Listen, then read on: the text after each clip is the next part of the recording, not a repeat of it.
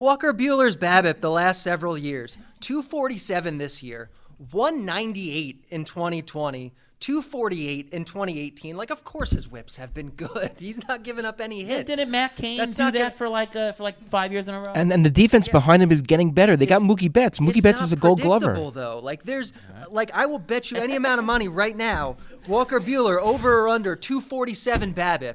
Every single person in this room is going to say over or they're wrong. Like, it's going to regress. Yeah, no, that's true. That's true. The question is regress to what, of course. Well, then like would 290. Would you rather have Walker Buehler at the end of the first round or Robbie Ray in the fourth round? Robbie Ray, like literally anyone except Walker Buehler in the first round. But what about? Wow. All right, one more try here. One more try, Derek.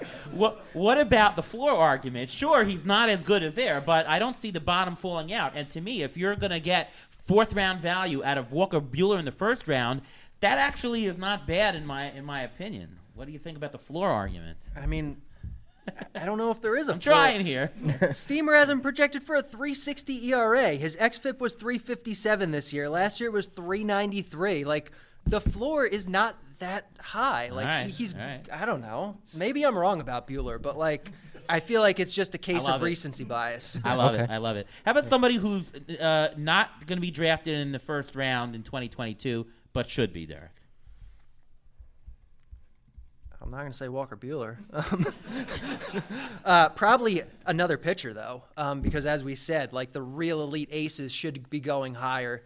I don't know who that's going to be this year. Maybe like a guy like Corbin Burns. I think the biggest question mark with him is just the innings, what kind of volume you're going to get out of him.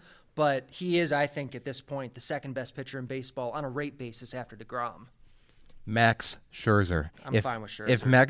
If Buehler's not number one, then Scherzer can be the number one, and people are not going to take him in the first round. He can go in the first round, and I think that's the pick.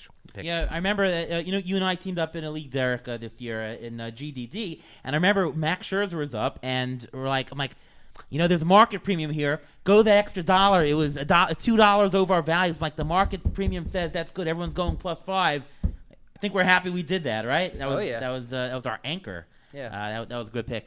My guy is, how about Teoscar Hernandez? Look at 2019 Juan Soto. He had 282 batting average, 34 homers, 12 steals, 110 RBIs. Teoscar Hernandez this year, 296 batting average, 32 homers, 12 steals, 116 RBIs. That's really close to what Juan Soto put up in 2019. Yes, he's older, sure, but look at that lineup. I mean, I think that look who he's batting. You got Vlad, you got Bichette. He's going to have, every time he comes up, there's going to be traffic. I think the counting stacks you can bank on. Yes, he's not going to hit 296, but I think there's a good case that he'll be up high. The power is real. He has the tendency to steal, so does the rest of the Blue Jays. I think that it's an undervalued player who might have consideration to be drafted late first round. Plus, Teoscar was better in the second half when he was in Toronto alone.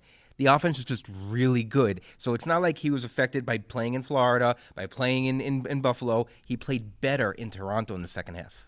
Yeah, the Bad X has always been a big fan of him. It was calling a breakout, for a while. First round might be aggressive, but I am a fan of him, a huge fan of the Blue Jays offense. So I like him. Yeah. All right, let's do some mailbag and audience questions here. If anybody has a question, don't be shy. We're here. We'll have some fun. Come up to the mic and ask away here. Anybody have a question? Shy? Yeah, go ahead. Come on to the mic here. Say your name, of course, for everybody, and into the mic. And there. I'm David. I have a question for you, Derek. All right. Talking about auctions. In your opinion, what's the bigger sin? Overpaying for a player or leaving money on the table? It's leaving money on the table, and it's something that I personally struggle with. I've gotten better at it, but there have definitely been years where I leave too much money on the table because I'm too stubborn and I won't overpay for a player. And it's like they said, if you see everyone jacking players up $4, $5, $6 early in the auction, be content taking a couple guys +1, +2. Because otherwise you're going to have too much money at the end, and whatever money, whatever like value you're not extracting at the high end that you were hoping to, like, you're not going to get at the low end anyway. So like, make sure you spend all your money. That's the main thing. And my kids would never be guilty of that sin of holding money. No. Ruve? Yeah. You can't leave money on the table. I get so frustrated when I see players on an auction and they leave $6, $7, $8 on the table when they were bidding high on a player and then he just stopped and they had this leftover money. Sometimes we do this. Sometimes we do leave money on the table. This past year we actually did leave a few dollars in some of our home leagues. But you know what? We were still happy with our team. Our team was well rounded, so I didn't have a problem with it.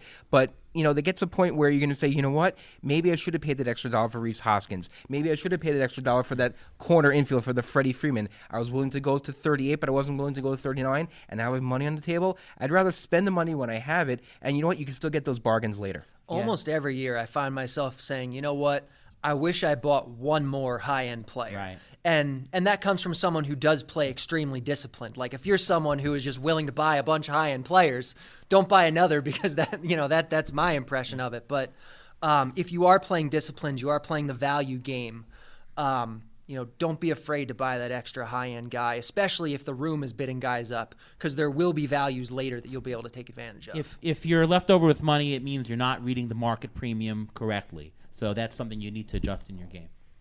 Okay, so here's a perfect guy for you guys to talk about. Anthony Rendon, he's a corner man, and he's injured. So what's going to happen in 2022 with Anthony Rendon? I mean, he could. Oh, go ahead. No, you can go first because I mean, I can't speak to the injury stuff. Ruvain definitely can do that better than I can. But he does, in my mind right now, fit the mold of a guy who has a track record of being a good hitter, is getting older, is boring. Now he has the injury stuff. My first impression is he's going to wind up going too low in drafts, and he could be one of these kind of later corner infield bargains. I was actually going to mention him in my injury report. He had season-ending surgery to address right hip impingement in August. I'm a little bit nervous for that because you use the hips to generate power. If you see in spring, if he's playing in spring, that his power is not there, I would be very nervous. There you go. I mean, a lot of value you can extract from players who were injured last year who are now back and veteran players in general. So, to me, it's more about the understanding of the injury, which, Ruvain can address. But all things considered, if he's playing, I think he would be a bargain. Earlier, you were talking about Sal Perez, and if you were to go down the risk of what your replacement would be there. But isn't that already factored in with positional adjustments? Isn't he getting a benefit for that by being a catcher? So how can you give him the benefit up front, but then also hold it against him at the end? Okay, so to me, there's two things. There's positional scarcity, which is where you say, okay, because the 30th catcher is worth -7 and would never be on any roster whatsoever, we got to add $7 to everybody so that the last catcher is worth $1, right? And you're buying that one so that Salvador Perez's value up top is you're not paying for Salvador Perez. You're paying for the privilege of not buying that $30 catcher plus his value, right? You're privileged not to get that crappy catcher, so you add that privilege to Salvador Perez. That is a real thing. That's true. But then there's a question of go from that. Is it go up higher and now the market is paying a premium on top of that, or a discount? Maybe he's a couple lower, and that's a discount versus a premium. I found that we played in this year especially. I bought Salvador Perez in both labor and in Tout Wars, and I think that they're on top of the scarcity adjustment. The market was discounting catchers, and we got Salvador Perez for 16, 17, whatever it was, whereas the value dictated he probably should have been about 20, 22. So I did the calculation, and then on top you adjust. In a draft, I think of it this way. Let's say, let's call the super elite catchers Salvador Perez and JT Realmuto, okay? And, however you think, 1, 2, they're much higher than the rest of the catcher market, I'm sure.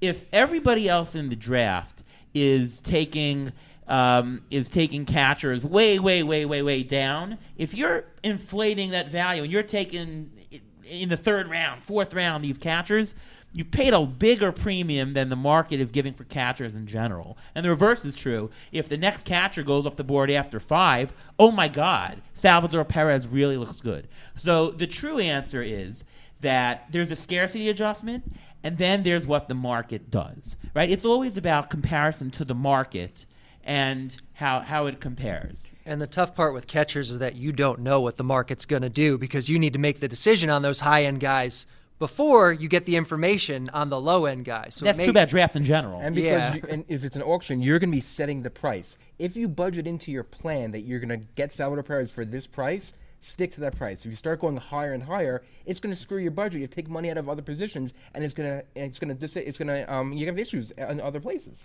So the issue isn't the positional scarcity itself; it's that the scarcity funnels the market into just the very high end. Yeah, because the what you said is true. There is, yes, catchers have to be valued for that, but then you go to different leagues and they're doing different things. Some leagues are going haywire and some leagues are not giving enough credit, and that's where you can extract value, is taking your scarcity adjustment but saying, wait a minute, who's doing the right adjustment after that? Is it a premium or discount for the market being paid? Yeah. Awesome. Anybody else have any other questions in our mailbag section? Yeah, we have somebody. Yeah, you were good. We're good. My name's Joe. I'm new to all this, so bear with me. But auctions are my favorite. If you haven't done an auction, by all means, please do so. That to me, that is the ultimate. But a couple of things you guys have been talking about. One, risk, all those things. The common denominator, I think, in all of that stuff are the projections again. That's the foundation. That's going to determine what's risky, what isn't, how much. So to me, that's the most important thing, like what you were saying, because everybody could have different projections too, right? Yeah. So your risk could be different than his risk. So No. I think that on the auction piece and the stars and scrubs, I think it's really important, and you said it, Ariel, try to get one at each level if you can, because so many times I've seen people save all their money. All the good players are gone, and then they get down to the middle or the lower, and they have all this money, and it's like, well, what am I going to spend it on now? So if you can, I think it's key to try to get a high, middle, low, that type of thing. Don't save your money all the way till the end, because then no matter what the value is, you got a bunch of guys that just aren't going to contribute to the overall totals. But that's something very important that you mentioned. If you see someone saving their money and they're not spending on somebody, and you yourself plan on going on the middle players, you have to understand that those middle players are going to be inflated because there are other people in the room who still have money. You have to be very careful with that. And last thing, you mentioned the budget piece. I do that all the time. I go into a draft for each position based on projections and say, here's how much I want to spend for first base. Here's how much I want to... And now you got to be able to adapt to that, because sometimes that doesn't happen. But if you can try to stick to that as much as possible, you don't blow all your money willy-nilly. And it's another strategic piece of an auction draft. Yeah. I think you made a lot of good points. And I mean, just the first thing you said, projection should be your foundation. And obviously, I believe that. I'm a projection guy. You don't have to use projections as gospel or only use projections, but they really do need to be part of your process, as your foundation at the very least, I feel like, if you really are going to stand a chance in a competitive league. Yeah. And one thing, a little plug for ATC is that, because ATC projections aggregates many other projections, it minimizes parameter risk, right? For every player, sure, if the true talent is he's going to hit 25 homers, sure, one year he can hit 28 and one year he can hit 22. That's true. That happens all the time. That's process risk. And, that's going to happen because, there's a finite number of games. But what is his true talent? Is it really 25? One projection system says 25, one says 28, one says 23. ATC will actually minimize the parameter risk because it'll funnel in on a lot of very good, credible projections, and it'll take a holistic wisdom of the crowds approach. Not only that, but if you see a player that has projections really agreeing, everybody says 25, 24, 25, 25, I can be more sure that that's correct. And if you have a player that 20, 30, 22, that's a wider spread. I'm actually less sure. Believe it or not, less of the time he actually comes out. I've actually done research to show that the more consistent, the low variance players actually have an expected value higher than what an auction value would calculate.